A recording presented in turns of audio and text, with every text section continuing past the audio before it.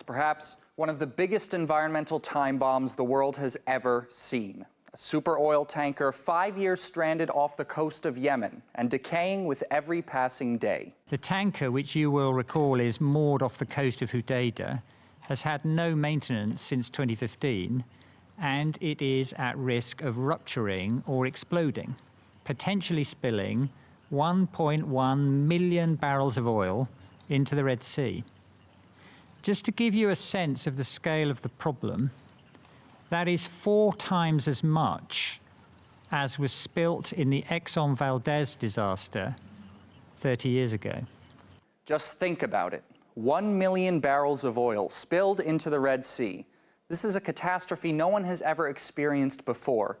To give you a comparison, the Exxon Valdez disaster 30 years ago, considered to be one of the worst spills in history, had only about a quarter of as many barrels. The Yemeni government released a video about the extent of the environmental threat.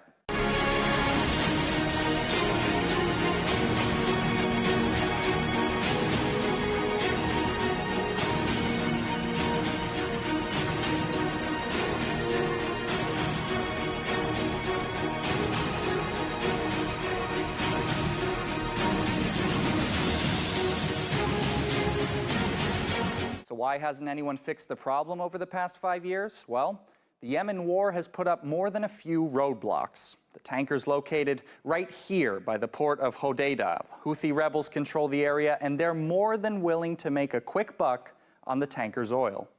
We call upon the United Nations and the Security Council to put in place a mechanism based on the sale of Yemeni crude oil, including the oil of the floating tanker, in exchange for the following: to provide and import petroleum, diesel and domestic gas as necessary materials for citizens, to resell it to the banks of Sana'a. Except they can't, because Saudi Arabia and the U.S. maintain a sea, land and air blockade on Yemen. It's so all-encompassing, the UN says the embargo is contributing to one of the world's largest famines. At the same time, Saudi Arabia is both bombing the Houthi rebels and also generously offering to tow their potential gold mine away. It comes as little surprise why they'd refuse. You know, the two governments are fighting over, the two sides are fighting over this tanker, which has about $60 million worth of oil on it. It's been stuck there for a number of years now. Neither side can agree, and it's a ticking time bomb. Efforts to disarm this ticking time bomb are still at square one. The difference now is that the world won't have another 5 years to wait. Donald Corder, RT.